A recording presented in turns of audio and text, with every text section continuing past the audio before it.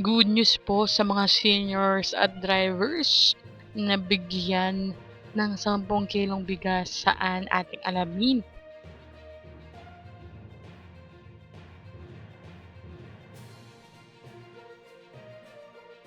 Magandang araw po sa ating manonood at napakagandang balita para sa mga senior citizens and public transport drivers.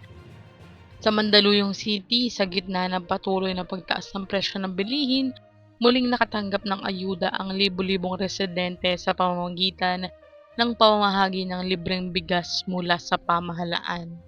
Sino po ang nakatanggap? Kabilang sa mga benepisyaryo ang senior citizens na edad 65 hanggang 79 years old, mga jeepney drivers, mga tricycle drivers. Bawat kwalipikadong benepisyaryo ay nakatanggap ng 10 kilong bigas bilang dagdag ayuda para makatulong sa kanilang pang-araw-araw na gastusin.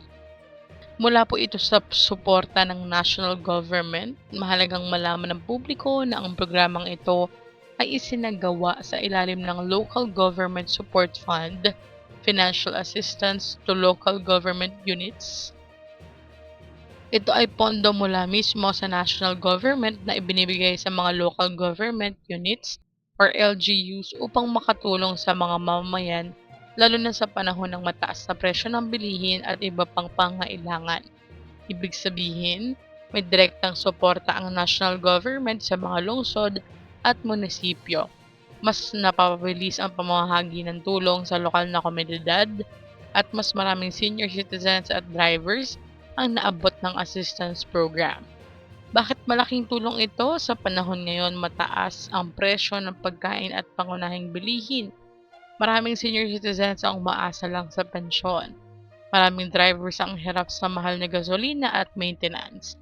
Kaya kahit simpleng ayuda tulad ng bigas, ay malaking bagay na para sa budget ng pamilya.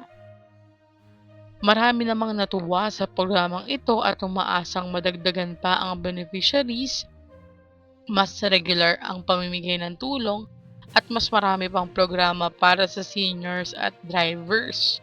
At ang final take natin dito mga kababayan, ipinapakita lamang nito na kapag nagtutulungan ang national government at local government, mas maraming Filipino ang naaabot ng tulong. At sa panahon ngayon ng simpleng 10 kilong bigas ay malaking ginhawa na para sa maraming pamilya. Kayo po, ano sa tingin nyo? Dapat bang palawakin ang ganitong klase ng pagbibigay ayuda?